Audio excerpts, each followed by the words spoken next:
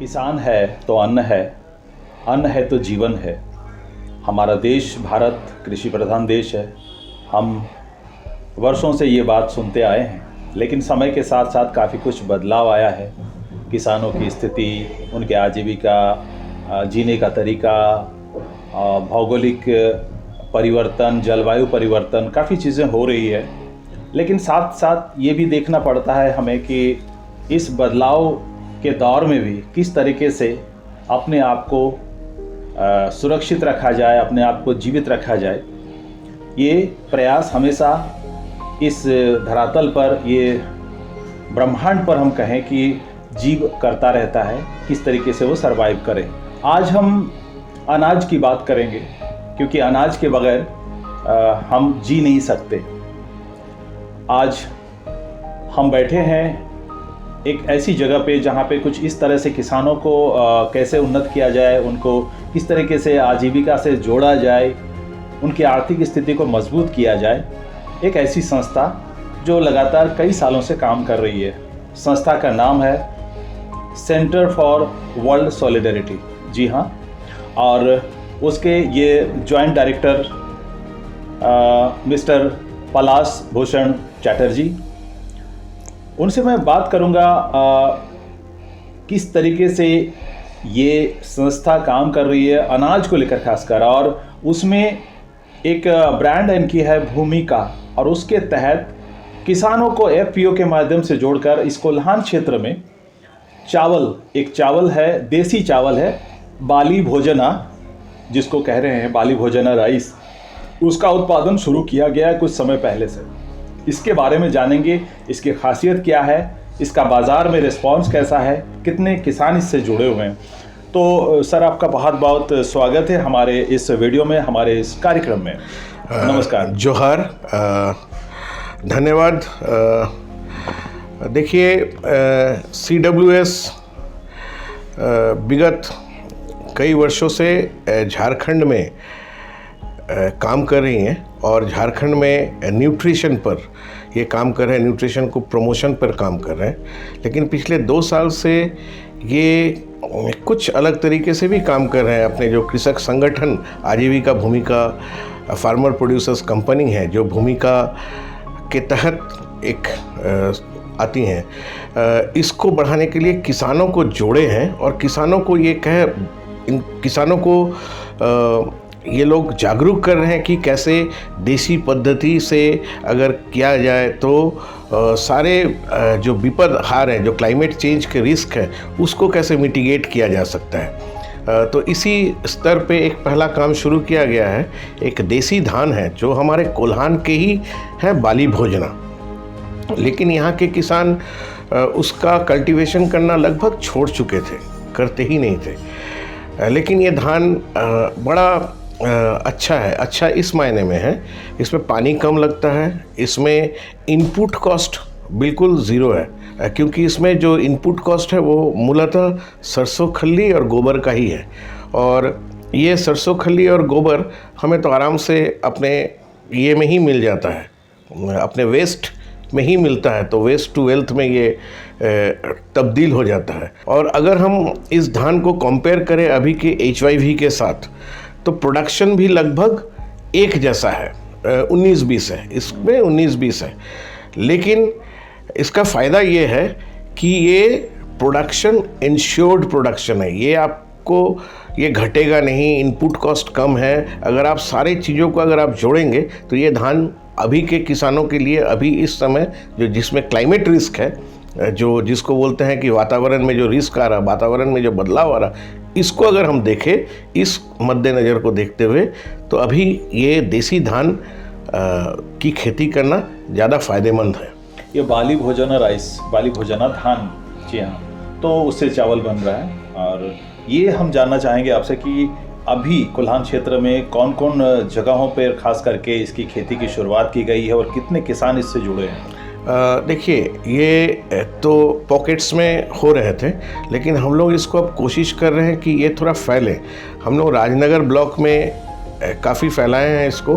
राजनगर के अलावा हम लोग पूर्वी सिंहभूम के धालबोमगढ़, घाटशिला, पुटका, ये सब ब्लॉक्स में भी हम लोग कोशिश करें कि किसान इसकी खेती करे, और इसके लिए हम लोग इसको मार्केटिंग सपोर्ट भी कर रहे हैं, जो हमारे आजीविका भूमि का FPO है उसके माध्यम से, और इसकी पैकेजिंग किए हैं, ब्रांडिंग किए हैं भूमिका के माध्यम से, और इसको हम लोग बाज़ार में ले जा रहे हैं ताकि किसानों को ये फ़ायदा मिले।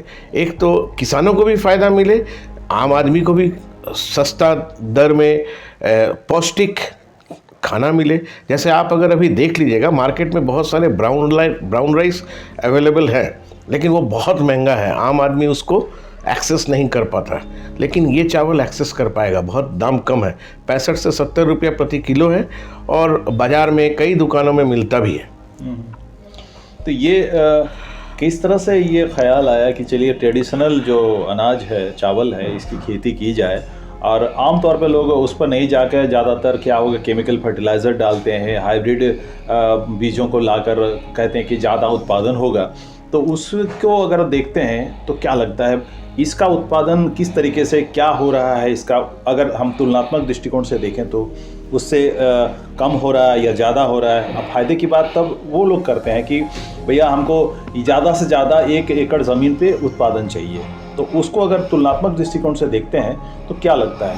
देखिए, अगर हम तुलनात्मक दृष्टिकोण से देखें तो 1 बीघा में अगर HIV जो है वो उसका प्रोडक्शन लगभग 12 से 14 क्विंटल आता है 1 बीघा में। लेकिन आप इसको जोड़िए इनपुट कॉस्ट, आपको यूरिया देना होगा, DAP देना होगा, समय समय पे वीडिंग करना होगा, पेस्टिसाइड स्प्रे करना होगा, बहुत सारा इसमें खर्च है। जोड़ लीजिए तो लागत कम पड़ेगी। इसमें क्या है, आपको 1 बीघा में लगभग गोबर चाहिए और 15 किलो के लगभग सरसों खल्ली चाहिए। आप धान को लगा दीजिए, अगर आप SRI करते हैं या ट्रांसप्लांटिंग करते हैं तो प्रोडक्शन थोड़ा ज़्यादा आएगा। 1 बीघा में ये 10 से 11 क्विंटल आएगा। एक दूसरा है कि आप अगर क्लाइमेट चेंज के मद्देनज़र में देखते हैं, ये देखे हैं हम लोग छोटा प्लॉट में, जहाँ पे पानी की कमी हो रही है, रेनफॉल बारिश 15 दिन पीछे चला गया, आपका जो HIV धान है वो आपका मर जाता है। लेकिन ये स्टर्डी है, ये खड़ा रहता है और ये आपको अंतिम समय तक प्रोडक्शन दे के जाता है। मतलब बीमारियां भी कम लगती हों? जी, इसमें बीमारियां कम लगती हैं। सही बात है, और बीमारियां कम लगेंगी तो जाहिर है कि प्रोडक्शन भी आपको सही मिलेगा। ये ज़रा सा आप दिखाएंगे, ये जो आपका जिस तरह से पैकेजिंग हुई है, ये बाली भोजन राइस करके, और जो किया है अपना केमिकल फ्री लिख रहे हैं।